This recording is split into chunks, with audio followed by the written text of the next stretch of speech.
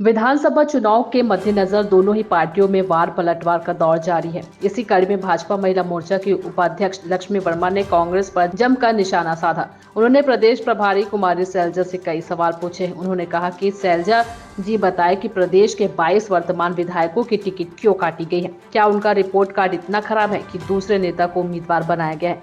उन्होंने आगे कहा कि सरकार बनने से पहले कांग्रेस ने कई वादे किए थे, उन वादों का क्या हुआ। आइए जानते हैं आगे उन्होंने क्या कुछ कहा।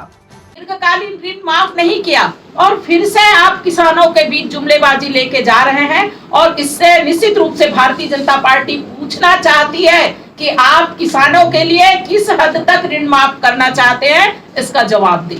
भाजपा ने एक और कल प्रश्न उठाया है कि एक तरफ माननीय मुख्यमंत्री जी और कांग्रेस पार्टी ये कहती रही थी कि जितना भी कर्ज उन्होंने लिया वो सब किसानों के लिए लिया, 1 लाख करोड़ रुपए, और जितनी योजनाएं चलाई पूरा पैसा किसानों के पास गया। किसान समृद्ध हुआ, आर्थिक रूप से उन्नति हुई, किसानों ने गाड़ियां खरीदी, स्कूटी ली, विदेश में यात्राएं की। अगर इन सब दावों में सच्चाई थी तो फिर किसानों ने कौन सा कर्जा लिया है जिसको ये माफ करेंगे? या तो आपकी वो बात सही नहीं है कि आप आर्थिक रूप से उनकी उन्नति कर पाए, या तो फिर आपकी दूसरी बात सही नहीं है। कांग्रेस को स्पष्ट करना। चाहे देवती कर्मा जी ऐसे शहीद परिवारों के बहनों की टिकट काटी और ये कहती है कि ये आम जनता के हितैषी हैं, तो ये जो इनका जुमला है वो बंद करें और जुमलेबाजी से अब आम जनता जो है त्रस्त हो चुकी है। छत्तीसगढ़ की जनता